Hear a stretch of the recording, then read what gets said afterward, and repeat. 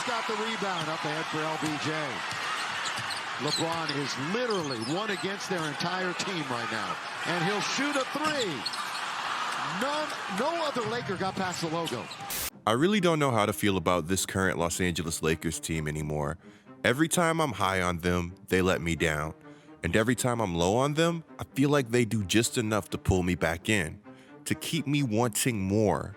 The Los Angeles Lakers this season have been defined by their inconsistencies. I know a lot of people hate LeBron James, and I know a lot of people don't like the Los Angeles Lakers, but I can't be the only one that's not a Lakers fan that wants this team to be better. While I'm not a true Lakers fan, I do have a lot of love for the talent on the roster.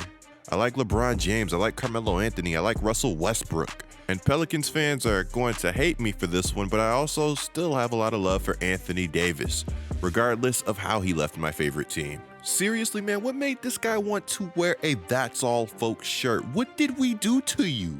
Anyways, we're still waiting on that goodbye, AD. You see, with LeBron James, I feel like the playoffs are a much better place when he's playing at a very high level and playing deep into the postseason. I know we don't have that many years of LeBron James left, which is why I really want to enjoy what we have while we have it. With the Los Angeles Lakers, I feel like there are a lot of legacies still being defined. Regardless of Anthony Davis saying that he has nothing left to prove after winning a bubble championship. That's not me taking a shot at the bubble by calling the bubble championship a bubble championship, but that's just me acknowledging the championship for what it was. Wow, that actually sounded really dirty. I promise I am not trying to belittle the championship that was won in the bubble. But I do think it's funny that that championship has a lot of different meanings regardless of who you ask. If you ask me, a championship is a championship. But if you ask the wrong person, well, let's not get into that. Hey, you know what? Let's have some fun. Cue the Jason Tatum clip where he referenced players play in the NBA bubble. I ain't gonna say no names, but there was some people on the other team. I'm like, hold on, he don't normally play like that. Like, I'm like, he acting different in the bubble. So I don't know if it was because there wasn't no fans there, or it just the environment kind of like just let you play a little more freely. Yeah. While that Tatum clip is a bit funny, it's 100% accurate. There were players in the NBA bubble that were hooping way better than they had ever hooped before. Now, I'm not going to sit here and name names and get disrespectful, but I'm sure you guys could imagine a few of the guys that I'm talking about. While we're talking about players taking their game to another level in the NBA bubble, we have to talk about what the Los Angeles Lakers were able to accomplish, but more importantly, we have to talk about what Anthony Davis was able to accomplish in the NBA bubble. In the NBA bubble, it really did feel like Anthony Davis had reached his final form. His per-game splits were ridiculous. His jump shot was on another level. Against the Miami Heat in the NBA Finals, Anthony Davis was knocking down 48.3% of his three-point attempts. For reference, as a career three-point shooter, Anthony Davis is only knocking down three-pointers at 30.4%. Man, in the NBA bubble, Anthony Davis was hitting contested fadeaway game winners. Anthony Davis' current play makes that NBA bubble feel like it happened so long ago. According to StatMuse, a month ago, Anthony Davis' three-point percentage was so bad, it became the worst in NBA history by any player who was attempting 2+ attempts per game and played over 20 games. Unfortunately, AD's struggles this season have gone far beyond his jump shot. AD's struggles have left everybody wondering what's wrong with Anthony Davis. We all know AD has the potential to be one of the best players in the league, and I'd go as far to say that if he had the right mindset, or more so the right mentality, he'd have potential to be one of the best players of all time. Maybe that's a little bit of an overstatement, but I really do think that if you gave Anthony Davis the mindset of Giannis Antetokounmpo, that Anthony Davis would be a different beast. But of course, that's not to say that AD is not great the way he is. While I'm going to be critical of Anthony Davis, I'm still going to respect the fact that a healthy Anthony Davis is an absolute monster. While AD isn't perfect and there are a lot of things that he can improve upon, I think that some of us would be able to agree that the slander is going a little too far.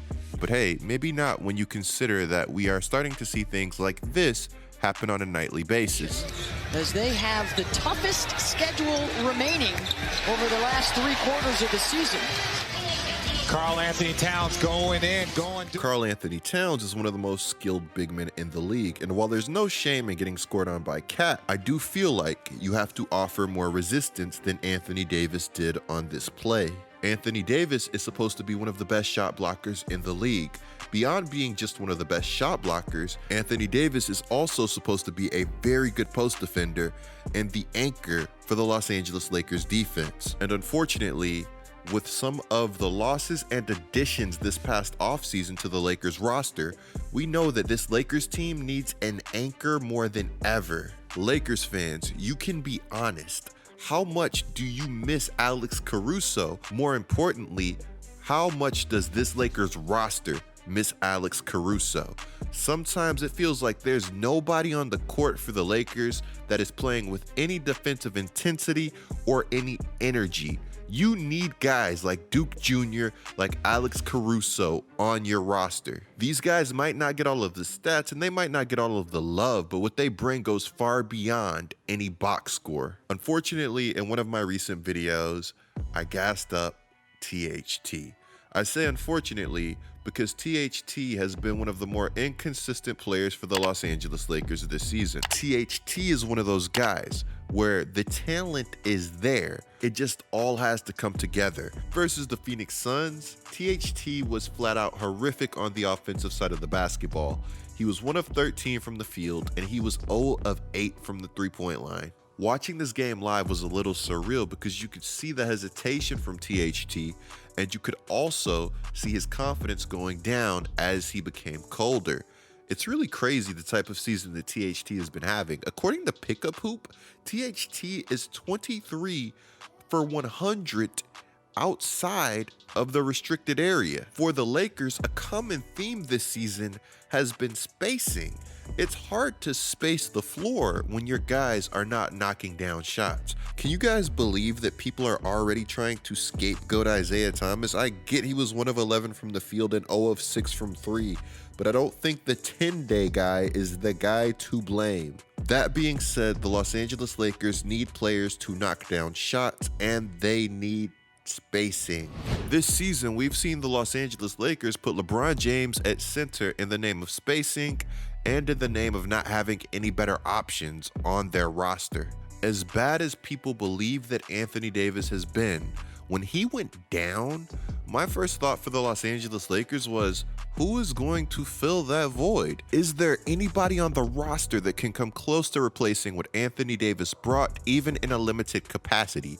Be it rebounding, be it defense, be it blocking shots, anything. Without Anthony Davis, I truly do believe that the Los Angeles Lakers have one of the worst big man rotations in the NBA. Hey, while we're talking about a lack of Anthony Davis, we should talk about his injuries and his struggles. With Anthony Davis, I can't help but ask the question, why bulk up if you don't plan to use that bulk? I get that bulking up has some defensive advantages, but if you're going to bulk up, you might as well punish some guys on the offensive side of the basketball. AD's versatility and defensive range has been so important to him throughout his career. AD bulking up has people questioning if AD's bulk is to blame for some of his struggles. Let's face it, if you're a bulkier player, it's harder to be rangy and it's harder to be versatile. On top of that, I'll go ahead and say that not all bulk is good bulk.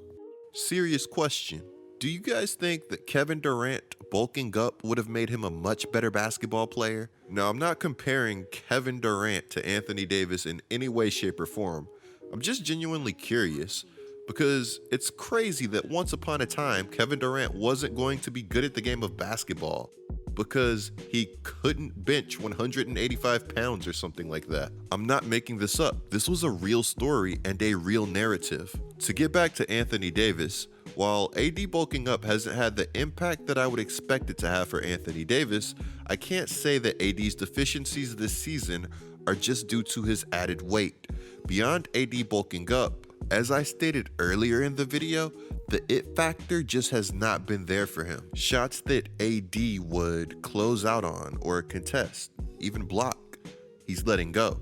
According to StatMuse, players are shooting 46.7% when they are defended by Anthony Davis this season, 1.3% better than their usual field goal percentage, a career worst, and the first time in his career players are shooting better when guarded by him. Among the top 5 in shots contested, he is the only one allowing a positive field goal percentage difference. While some people have cited the bulk for AD's struggles and others have cited the mentality, his struggles make me wonder if his injuries are starting to catch up to him at all, or at least play a part in his approach to the game. If you've ever been hurt, if you've ever had a major injury, you know that psychologically, being hurt or the fear of being hurt could change your entire approach to the game of basketball. You know what? Go ahead and roll the clip of Charles Barkley calling Anthony Davis street clothes. The Lakers can't win this series. Forget about the championship. They can't win this series without street clothes. I think when it's come to being called injury prone, Anthony Davis has really gotten the short end of the stick. In New Orleans, if you ask me, Anthony Davis didn't miss much time at all. He just had a bunch of minor injuries. Okay, look, I could see why people would want to call him injury prone. But if you ask me, I think there are certain things that are outliers, like AD's last injury. This injury isn't his fault, and it's completely avoidable if somebody doesn't fall into his legs. With that being said, AD and the Los Angeles Lakers are actually very lucky that this injury isn't much worse. To quote AD after the injury, "Mentally I'm fine. In good spirits being around the team, obviously avoided a major injury, which has kind of got my spirits back up because I just didn't know. The whole time from when it happened to the MRI to the next day, I was just in limbo about what was going on and got good news that I avoided surgery. So that's good, but it still sucks that I'm going to be out for some weeks trying to get this right." At the end of the day, guys, injuries suck and we never want to see them.